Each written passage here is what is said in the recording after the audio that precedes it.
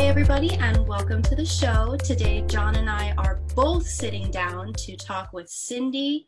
Cindy, please introduce yourself and tell us who you are and your swim story and where you are today. Thank you very much. My name is Cindy Dial. I am from Akron Firestone High School and Firestone Akron Swim Team. That is our club team. I've been doing this for, a million years, but actually closer to 40 years. Started out young age. I was one of the kids that, my dad threw me in the water and I just took to the water, and it seemed to be always my happy place. I've got 3 older brothers and I'm the only swimmer of the family. So moving from South Carolina up here to Ohio, I started in high school, did high school swimming, age group swimming. But when I was in high school and started lifeguarding, I kind of found my niche. I loved coaching, summer coaching. I was doing that, and there was just something about it that I just loved the challenge. I liked working with the kids. I loved the teaching aspect of it. After high school, started into college, and I kept on coaching. I started coaching with Mark Spitz at Glen Oak High School, and we started our own club team there. After that, I took my first head coaching position job at Louisville YMCA, spent 9 years there as a YMCA and high school coach. And then very thankful that Tim Lewarchick hired me up here at Akron Firestone. I was 5 years his assistant, and then took over from there as head coach. Tim, I've talked to Tim about this before. And he was, you actually have my old job, right? And Tim's job, and then yours. And I could tell you this, that I think as much as I feel like Tim was one of the best hires I ever made in my life, I'll also go with the other person on here too, which is Tori, right? One of the best hires and I've had some amazing, been very fortunate about that. But I think he would say the exact same thing about hiring you. Because you came actually and worked a little bit with fluid mechanics at some camps and things like that, and you are absolutely phenomenal. So we're all fortunate and really, really excited to whenever we can work with you.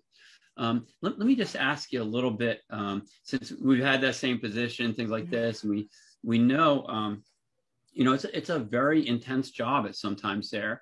What do you love so much about coaching? I think it's the everyday challenge, that it's never the same, that there's always going to be different things thrown at you from different angles. It might be something from the kids. It might be something from a parent.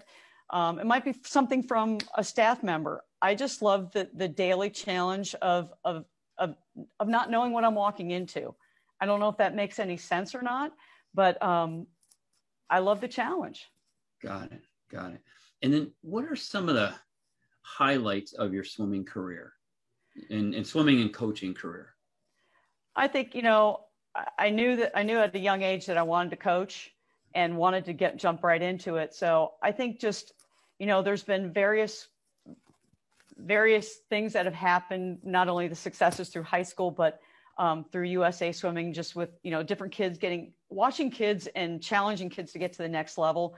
Not only in the high school level to get from, districts to the state meet to state champion. For USA Swimming, whether we're going from sectionals to nationals to getting our first Olympic trial cut.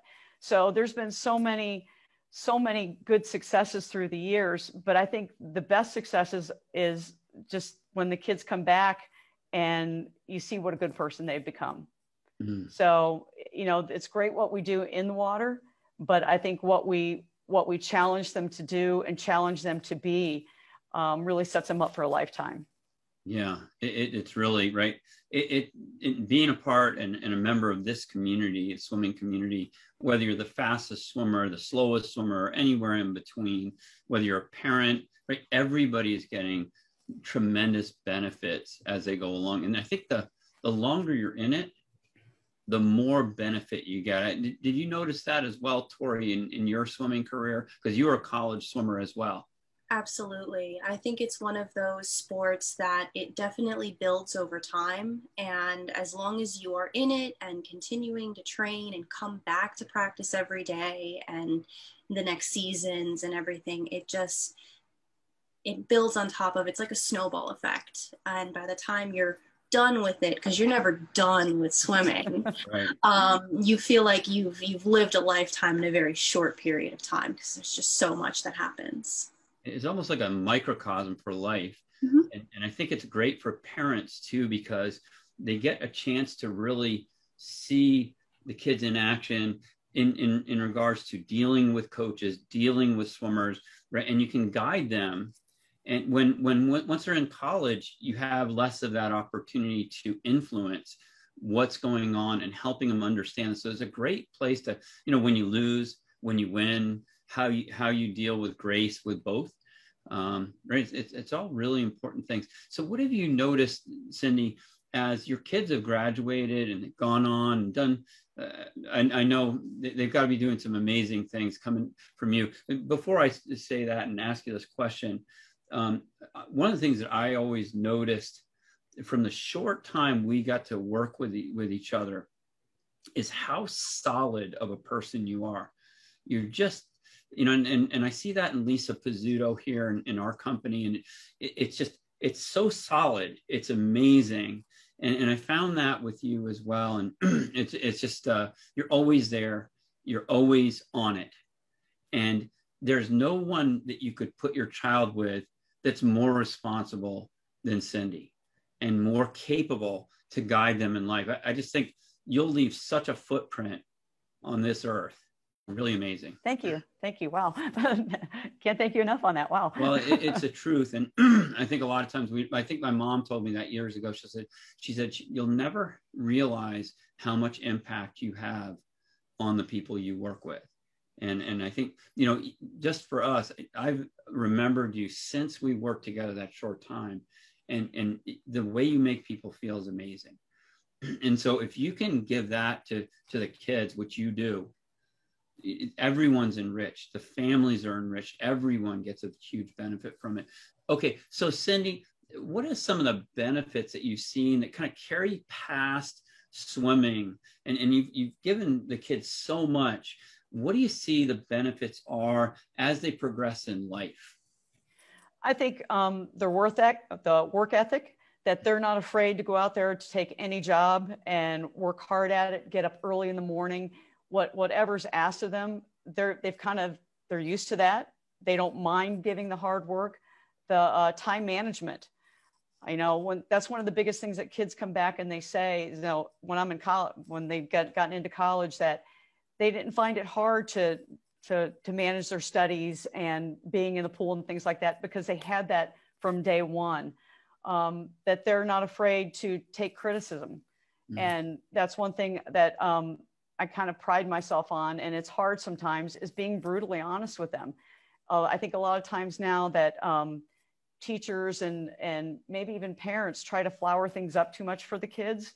And sometimes they need to know the bottom line. If you want to get from point A to point B, this is what you need to do. And this is how to get there.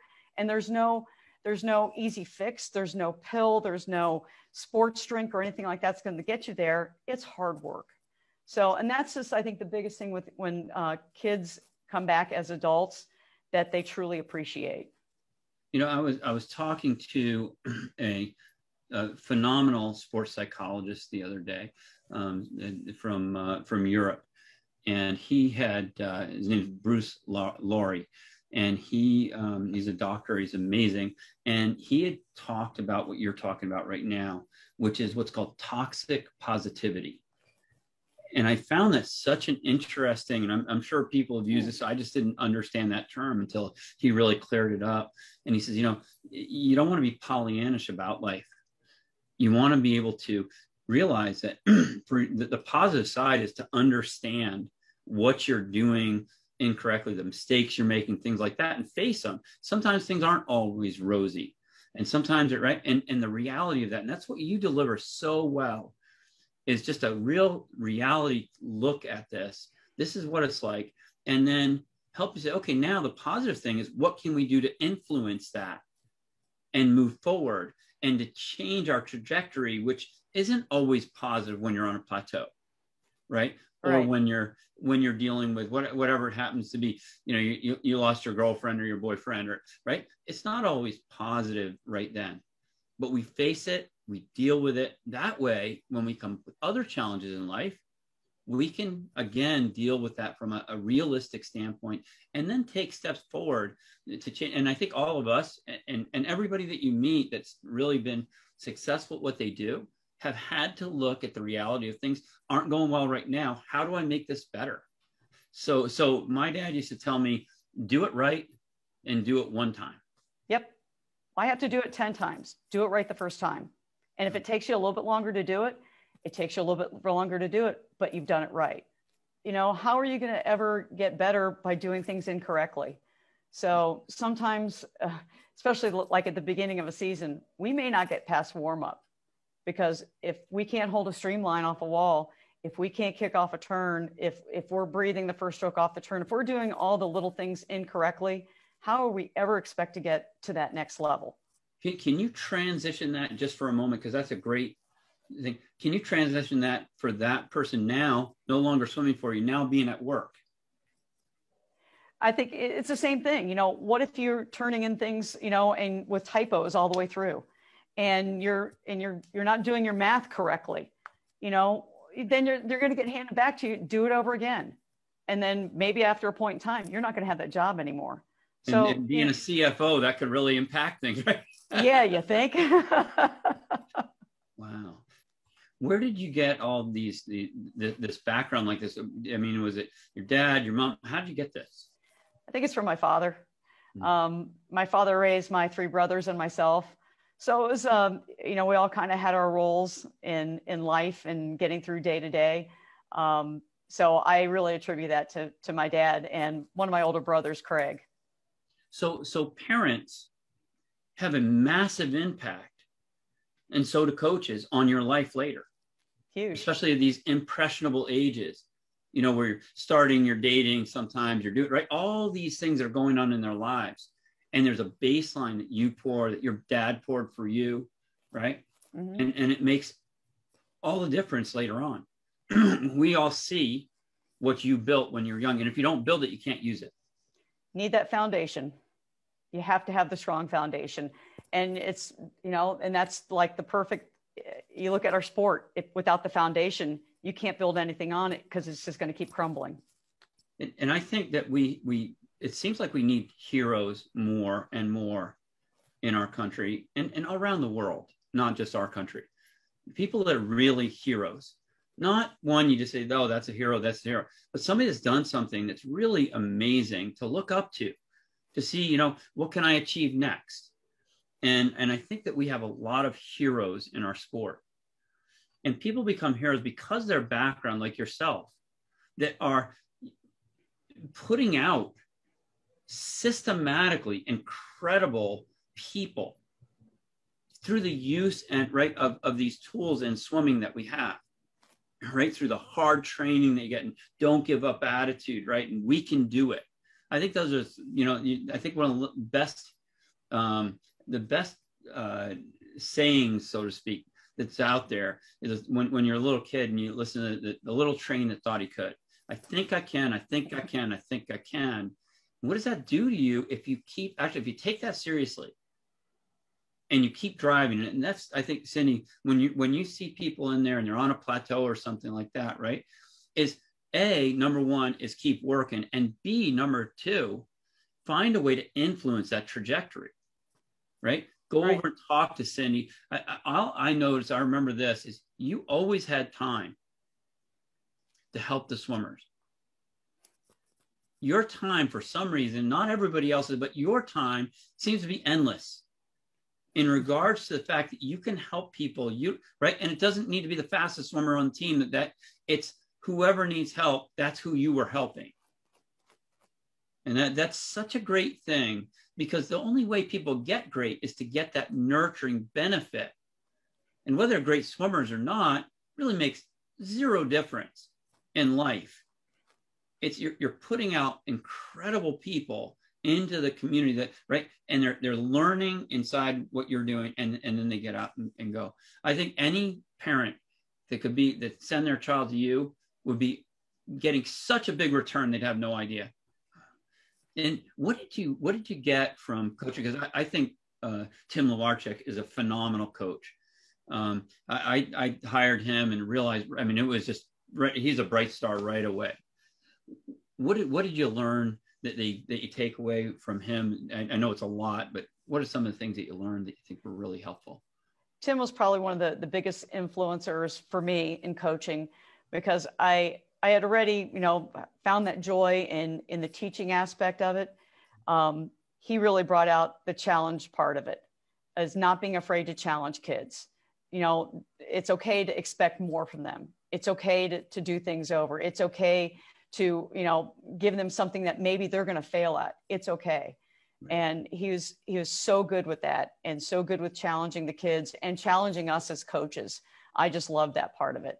I love talking with Tim, and I'm so great and so grateful that we're on this committee together.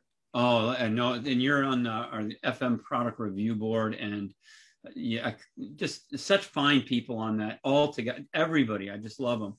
And I say the thing that I like, and there's a lot of things that I like about Tim, but the thing that I really got from Tim, and we won the coaches award for the year in when we were coaching, but I know who won the women's one for sure, and it wasn't me. And he was just so good with, the men and the women, but just, boy, he could really figure things out that I had no idea. How do you say this? This is the way you put it, John. And his upbringing, he had so many kids in his family, and he's just such a good man. Very, very good man. And I've been so glad to call him a friend since I met him, and you as well. So, you were able to use some of the fluid mechanics tools, the FM Fast Track tools.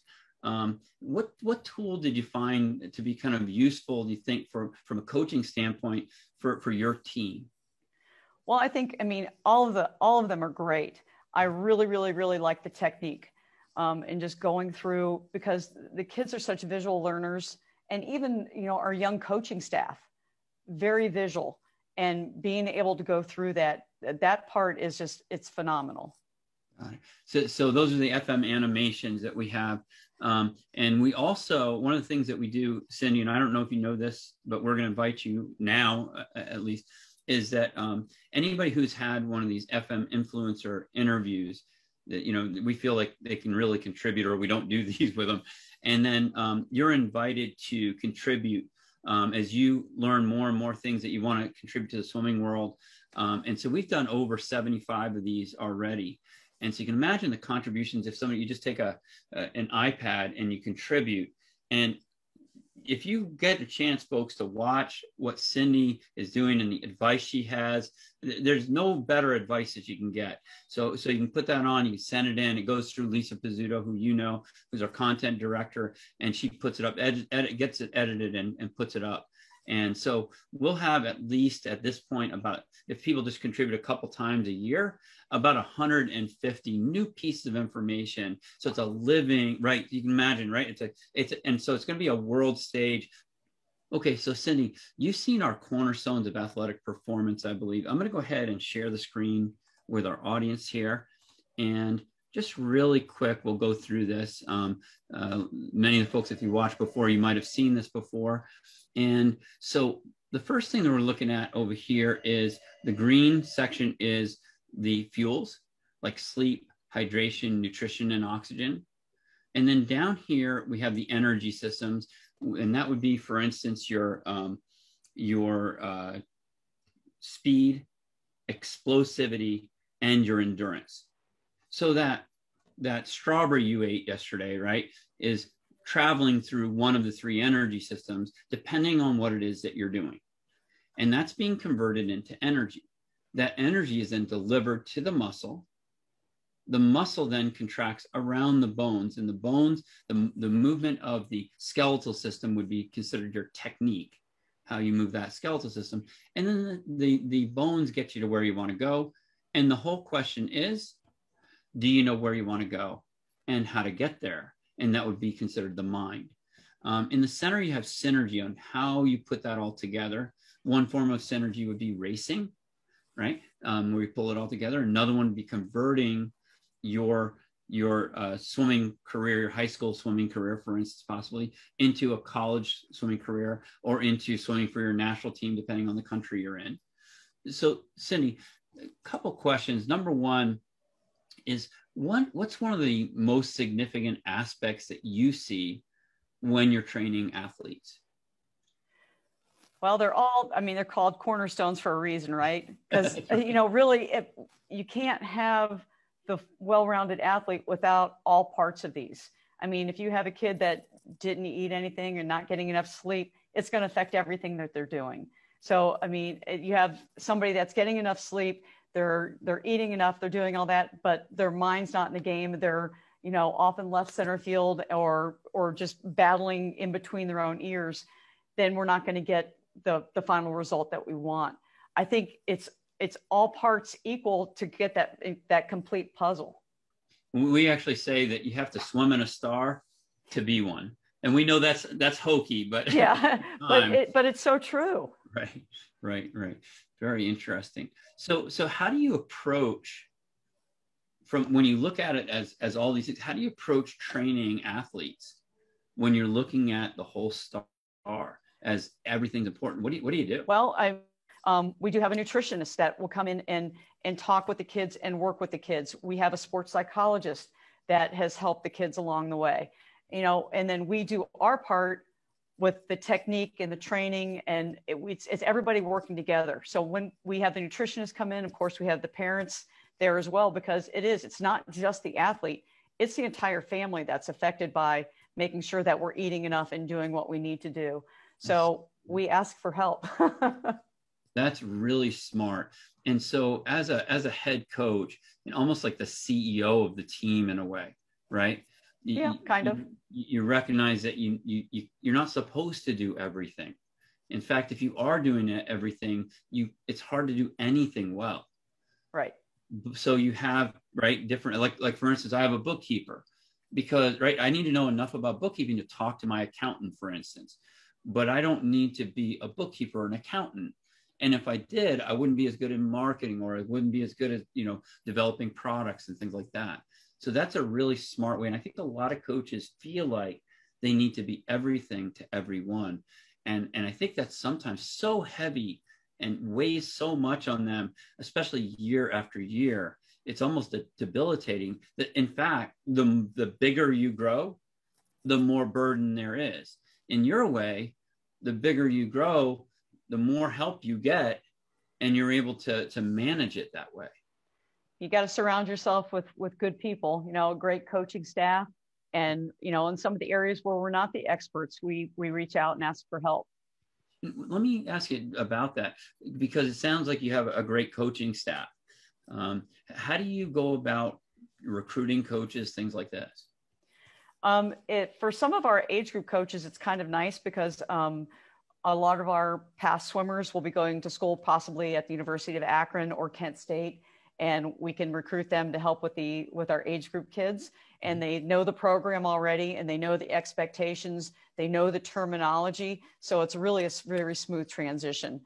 I've been very, very fortunate to have the staff that we have with Carl Schallenberger and Aaron Crabtree. They're not college kids, they're adults, they're in it for the right reason, and they're all in. And we have the collaboration with the University of Akron. So Brian Parisi, the women's coach at the University of Akron, actually coaches with us during the spring and summer. So what a win-win situation all around. Yeah. And you stay connected with and everybody can understand. That's great.